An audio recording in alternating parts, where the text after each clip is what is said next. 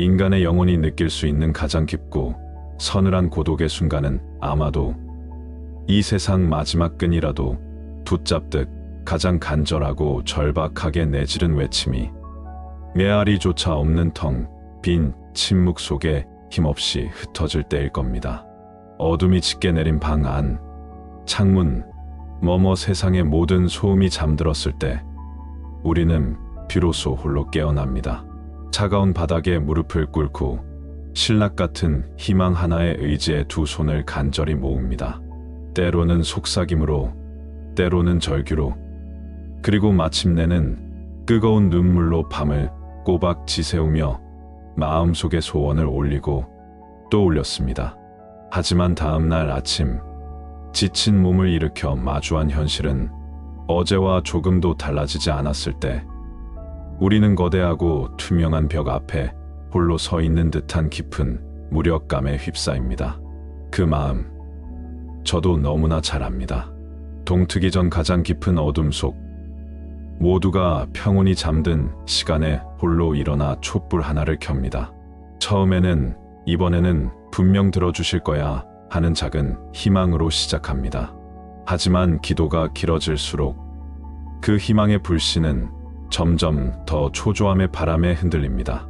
기도를 마치고 나면 마음에 평온이 강물처럼 흘러들어와야 하는데 오히려 이렇게까지 간절히 빌었는데도 안 들어주시면 어떡하지 하는 더 크고 어두운 불안이 온 마음을 잠식해 옵니다. 어느 순간부터 기도는 지친 영혼의 안식처가 아니라 마음을 졸이고 결과를 시험받는 또 하나의 고된 노동이 되어버리는 것입니다. 그렇게 기도의 문을 닫고 나면 마음속에서는 원망과 자책의 목소리가 서로를 탓하며 뒤섞여 울려 퍼집니다. 내 정성이 부족한 걸까? 내가 너무 이기적이고 큰 욕심을 부리는 걸까? 아니면 나는 애초에 축복받을 자격조차 없는 사람인 걸까? 이런 날카로운 질문들은 우리의 지친 영혼에 더 깊은 상처를 냅니다. 간절히 기도하면 이루어진다는 세상의 모든 성스러운 가르침이 나에게만은 해당되지 않는 냉정한 거짓말처럼 느껴지는 깊은 소외감. 그것이 응답 없는 기도가 우리에게 남기는 가장 아프고 시린 상처입니다. 우리가 그토록 깊은 고통을 받는 데에는 어쩌면 너무나 당연한 이유가 있습니다. 우리는 평생 노력하면 반드시 대가가 온다는 이 세상의 분명한 법칙 속에서 살아왔습니다. 땀 흘려 일하면 쌀 한 톨이라도 얻는다는 인과의 법칙 말입니다. 그래서 우리의 무의식은 기도 또한 정성이라는 동전을 자판기에 넣으면 소원 성취라는 결과물이 반드시 나와야 한다고 철석같이 믿고 있는 것이죠. 하지만 영적인 세계의 법칙은 이 물질 세계의 분명한 거래 법칙과는 전혀 다른 차원에서 움직입니다. 우리가 느끼는 깊은 좌절감은 우리의 믿음이나 정성이 부족해서가 아니라 우리가 영적인 세계의 물질 세계의 자판기 법칙을 너무나도 완고하게 적용하고 있기 때문에 생겨나는 어쩌면 필연적인 고통일지 모릅니다. 응답 없는 기도에 지쳐 주저앉은 한 농부의 오래된 이야기가 있습니다. 그는 석 달 내내 비 한 방울 내리지 않는 하늘을 향해 매일같이 기도를 올렸습니다. 땅은 거북이 등처럼 쩍쩍 갈라지고 어린 싹들은 타들어갔습니다. 그는 비나이다, 비나이다, 제발 비를 내려주십시오 하고 목이 쉬어라 간절히 빌었습니다. 하지만 해는 조롱하듯 매일같이 쨍쨍하기만 했죠. 마침내 모든 것을 포기한 농부가 마을의 지혜로운 노인을 찾아가 눈물로 하소연했습니다. 제 정성이 이토록 부족하단 말입니까? 저토록 간절히 비는데 하늘은 어찌하여 제 기도를 들어주시지 않는 겁니까? 노인은 뜨거운 찻잔을 내밀며 깅그레 웃었습니다. 그리고는 말했습니다. 그대는 비를 내려달라고 하늘에 빌기만 할 뿐 정작 그토록 원하던 비를 맞이할 준비는 아무것도 하지 않았구려. 노인은 농부의 손을 잡고 메마른 논으로 갔습니다. 보시오. 그대의 논바닥은 원망처럼 단단히 굳어있고 게으름이라는 잡초만 무성하며 은혜의 물이 흘러 들어올 물고는 이음이라는 돌멩이들로 꽉 막혀 있지 않소. 이런 상태에서 갑자기 큰 비가 내린들 그 물이 어찌 벼를 살리고 생명을 키우겠소. 오히려 모든 것을 쓸어가는 무서운 홍수가 되어 그대의 마지막 희망마저 다 앗아갈 것이오. 노인은 농부의 어깨를 두드리며 말했습니다. 진정한 기도는 하늘에 비를 요구하며 소리치는 것이 아니라네. 묵묵히 허리를 숙여 내 눈에 돌멩이를 골라내고 잡초를 뽑고 굳은 땅을 갈아엎고 마른 물골을 깊게 파내며 비를 맞이할 준비를 하는 그 모든 행위가 바로 기도라네. 내 눈이 옥토가 되어 비를 받아들일 준비가 되었을 때 비는 구하지 않아도 가장 좋은 때에 가장 좋은 만큼 반드시 내리는 법이지. 이 농부의 이야기는 우리에게 깊고 근원적인 질문을 던집니다. 그렇다면 우리의 마음의 밭에 깊숙이 박혀 있는 돌멩이와 질기게 자라나는 잡초는 과연 무엇일까요? 우리가 그토록 바라는 소원이라는 단비를 맞이하기 위해 지금 당장 터주어야 할 마음의 물고는 과연 어디에 있는 것일까요? 이 깊은 질문에 대해 서양의 깊은 영성은 내려놓음 혹은 온전한 맡김이라는 말로 부드럽게 답을 합니다. 우리가 너무나도 잘 아는 평온을 비는 기도의 첫 구절처럼 말입니다. 주여, 제가 바꿀 수 없는 것은 겸허히 받아들이는 평온을 주시고, 여기서 핵심은 바로 받아들임입니다. 이것은 모든 것을 체념하는 무기력한 포기가 결코 아닙니다. 오히려 내 작은 머리와 두 주먹의 힘으로는 어찌할 수 없는 거대한 생명의 흐름이 있음을 인정하고 그 지혜로운 흐름에 나를 온전히 맡기는 가장 위대한 용기입니다. 내 뜻대로 세상을 바꾸고 통제하려는 교만한 마음을 내려놓을 때 비로소 더 큰 지혜와 사랑이 우리 삶에 들어와 우리를 위해 일하기 시작하는 것이죠. 이 모든 동서고금의 지혜를 모아 저는 오늘 우리가 함께 나눌 새로운 기도의 순서를 마음의 밭을 가꾸는 기도라고 부르고 싶습니다. 우리가 지금까지 해온 기도는 돌멩이와 잡초로 가득한 척박하고 단단한 땅 위에 서서 하늘에 대고 제발 금은 보화를 내려달라, 제발 아름다운 꽃을 즉시 피워달라고 외치기만 하는 어린아이의 떼쓰기와 같았습니다. 하지만 지혜로운 농부의 기도는 그 순서가 완전히 다릅니다. 첫째, 먼저 묵묵히 밭을 갑니다. 땅속 깊이 박혀 쟁기 끝을 부러뜨리는 원망과 미움의 돌멩이들을 하나씩 골라냅니다. 이것이 바로 참회와 비움의 기도입니다. 둘째, 잘 갈아놓은 밭에 걸음을 줍니다. 메마른 땅에 감사와 사랑이라는 따뜻하고 풍성한 영양분을 듬뿍 공급합니다. 이것이 감사와 채움의 기도입니다. 셋째, 그리고 마지막에야 비로소 비옥해진 땅에 씨앗 하나를 조심스럽게 심습니다.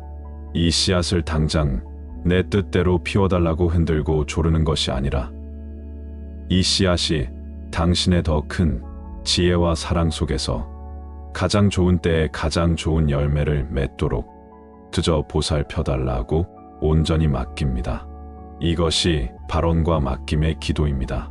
이것이 오늘 우리가 함께 배우고 실천해 볼 우리의 삶을 바꿀 새로운 기도의 순서입니다. 제가 오랫동안 애정으로 지켜본 선희 씨라는 분이 계십니다. 그녀는 장성한 아들 문제로 지난 몇 년간 말 그대로 피가 마르는 기도를 해왔습니다. 번번이 중요한 시험에 실패하고 인생의 길 위에서 방황하는 아들을 보며 그녀의 기도는 하루하루 더욱 절박하고 날카로운 요구사항 목록이 되어갔습니다. 그녀의 기도는 언제나 이런 식이었습니다. 부디 이번 시험에는 꼭 합격하게 해주십시오.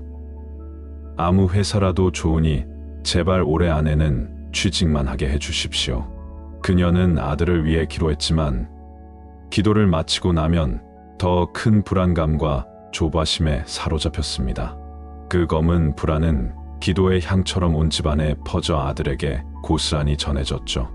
너를 위해 내가 이렇게 매일 밤 눈물로 기도하는데 넌 왜 이렇게 의지가 약하니? 사랑으로 시작한 기도는 어느새 아들을 올가매는 원망과 집착의 족쇄가 되어버렸습니다. 그녀의 마음밭은 아들에 대한 걱정과 실망이라는 크고 작은 돌멩이로 발 디딜 틈 없이 가득 차 있었습니다. 그러던 어느 날 선희 씨는 한법회에서 기도의 순서를 바꿔보라는 법문을 우연히 듣게 됩니다. 자식을 위한 기도를 잠시 멈추고 그 기도를 담는 그릇인 자기 자신의 마음 밭을 먼저 가꾸어 보라는 권유였죠. 그녀는 반신반의하며 그날 밤 평생 처음으로 전혀 다른 방식의 기도를 시작했습니다. 첫 번째는 비움의 기도였습니다. 그녀는 소원을 비는 대신 자신의 마음속을 먼저 고요히 고백했습니다. 저는 너무나 두렵습니다. 아들이 잘못될까봐, 세상의 낙오자가 될까봐 너무나 두렵습니다. 아들을 내 뜻대로 통제하고 싶어하는 제 이기적인 집착을 고백합니다. 아들의 가능성을 믿어주지 못하고 상처를 줬던 제 어리석음을 깊이 참회합니다. 그녀는 한참을 어린아이처럼 소리내어 울며 자신의 두려움과 집착을 기도로 쏟아냈습니다. 수십 년간 마음밭에 박혀있던 가장 크고 단단한 돌멩이를 캐내는 거룩한 순간이었습니다. 두 번째는 체험의 기도였습니다. 실컷 울고 난 마음이 호수처럼 고요해지자 그녀는 감사의 기도를 올렸습니다. 아들이 원하는 직장은 아직 못 얻었지만 그래도 건강하게 제 곁에 숨쉬고 있어 주어 감사합니다. 엇나가지 않고 그 깊은 방황 속에서도 스스로 길을 찾으려 애쓰는 그 마음을 주셔서 감사합니다. 오늘 저녁 아들과 마주 앉아 따뜻한 밥 한 끼를 함께 먹을 수 있음에 진심으로 감사합니다. 없는 것을 원망하고 채워달라고 조르는 대신 이미 내게 있는 것들에 감사하자 척박했던 마음에 따뜻한 온기가 샘물처럼 솟아나기 시작했습니다. 그리고 마지막 세 번째는 맡김의 기도였습니다. 마음이 감사로 충만해지자 그녀는 비로소 아들을 위해 기도했습니다. 하지만 예전과는 전혀 다른 놀랍도록 평화로운 기도였습니다. 부디 제 아들이 세상이 정해놓은 좁고 높은 길이 아니라 자기 자신의 마음이 이끄는 길을 찾아갈 수 있는 용기와 지혜를 얻게 하소서. 그 길이 어떤 길이든 저는 그저 한 걸음 물러서서 믿고 응원하겠습니다. 모든 것을 당신의 더 크고 자비로운 지혜에 온전히 맡깁니다. 이것은 더 이상 요구가 아닌 온전한 신뢰의 기도였습니다. 정작 놀라운 변화는 기도 밖의 현실에서 서서히 일어나기 시작했습니다. 기도를 통해 마음의 깊은 평화를 얻은 선희 씨는 더 이상 아들을 닥달하거나 불안한 눈으로 바라보지 않았습니다. 그저 따뜻한 밥을 차려주며 엄마는 너를 믿는다고 그 한마디를 진심으로 말해줄 수 있게 되었죠. 어머니의 불안이라는 무거운 압박에서 벗어난 아들은 놀랍게도 스스로의 내면에서 길을 찾기 시작했습니다. 그는 모두가 원하는 대기업에 취직하는 대신 평소 자신이 정말 좋아하던 일로 소박한 온라인 사업을 시작했습니다. 처음에는 수입도 많지 않았지만 그의 얼굴에는 지난 몇 년간 단 한 번도 볼 수 없었던 진정으로 행복한 웃음꽃이 피었습니다. 그때 선희 씨는 벼락을 맞은 듯 깨달았습니다. 기도의 진짜 응답은 내가 머리로 원했던 방식대 기업 취직이 아니라 내 가슴이 진정으로 원했던 것아들의 행복과 내 마음의 평화를 이루어주는 훨씬 더 지혜로운 방식으로 찾아온다는 것을요. 선희 씨의 이야기는 비단 그녀만의 것이 아니라 우리 모두에게 깊은 울림을 줍니다. 이제 우리도 이 마음의 밭을 가꾸는 세 가지 순서의 기도를 함께 실천해 보겠습니다. 괜찮으시다면 잠시 눈을 감고 제 목소리에 편안하게 귀를 기울여 주세요. 첫 번째 순서는 비움의 기도입니다. 이미 가득 찬 찻잔에는 새로운 향기로운 차를 따를 수 없습니다. 우리가 바라는 소원이라는 새로운 축복을 받기 위해 먼저 우리 마음 잔에 오랫동안 담겨 있던 원망, 두려움, 집착의 찌꺼기들을 깨끗이 비워내는 시간입니다. 기도를 시작하며 주십시오라고 말하는 대신 내려놓습니다. 혹은 참회합니다라고 부드럽게 속삭여 보세요. 저의 조급한 마음을 당신의 고요함 속에 내려놓습니다. 오랫동안 품어왔던 아무개에 대한 미움을 당신의 자비 속에 내려놓습니다.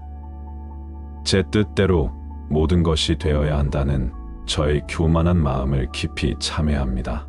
이렇게 나의 어둡고 무거운 마음을 솔직하게 인정하고 고백하세요. 이것은 죄책감을 느끼는 시간이 아닙니다. 묵은 먼지를 털어내고 창문을 활짝 열어 신성한 에너지가 들어올 공간을 기쁘게 마련하는 거룩한 시간입니다.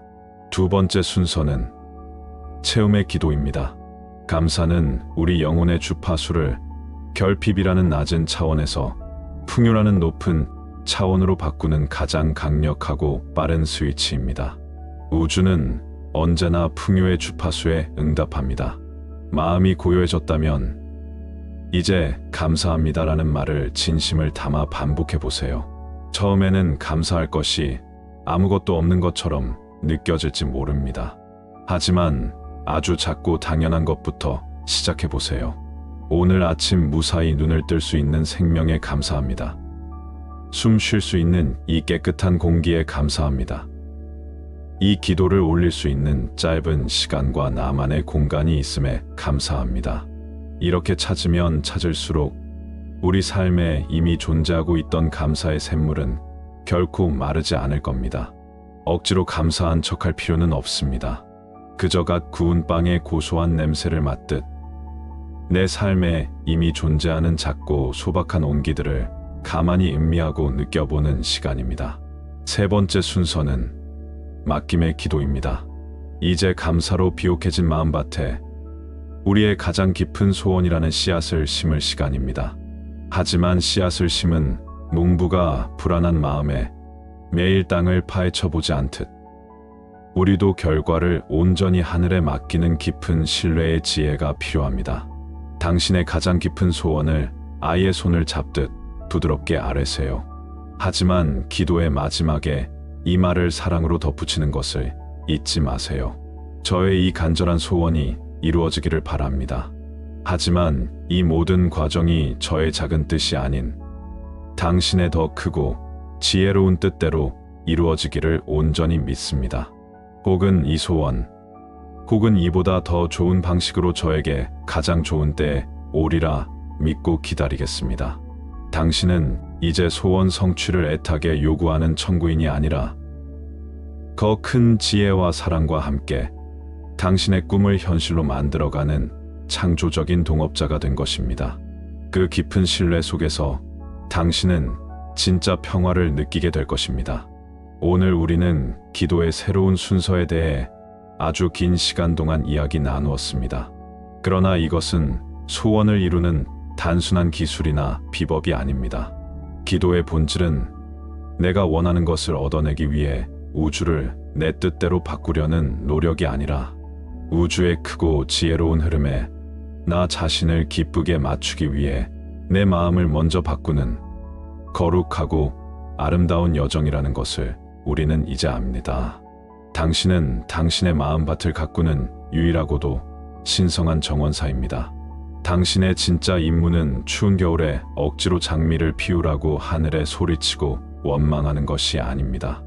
묵묵히 허리를 숙여 돌을 고르고 잡초를 뽑고 감사의 걸음을 주며 당신의 땅을 사랑으로 기름지게 하는 것입니다. 그렇게 당신의 밭이 충실히 준비되었을 때 당신이 이처 상상하지도 못했던 가장 아름답고 향기로운 꽃들이 우주가 정해준 가장 완벽한 계절에 저절로 만발할 것입니다. 어쩌면 당신이 간절히 기도했던 그 꽃보다 훨씬 더 눈부시고 아름다운 모습으로 말입니다. 부디 당신의 기도가 이제부터는 조급하고 불안한 요구가 아니라 고요하고 평화로운 감사의 노래가 되기를. 부디 당신의 눈물이 이제부터는 절망과 원망의 눈물이 아니라 매면을 정화하고 치유하는 은혜의 강물이 되기를. 그리하여 당신이 그토록 찾아 헤매던 응답이 기도 끝에 주어지는 멀고 먼 선물이 아니라 기도하는 모든 순간순간이 이미 응답이고 이미 축복이고 이미 평화 그 자체임을 온전히 깨닫게 되시기를 지혜의 길이 당신의 거룩한 여정을 위해 온 마음을 다해 축원합니다.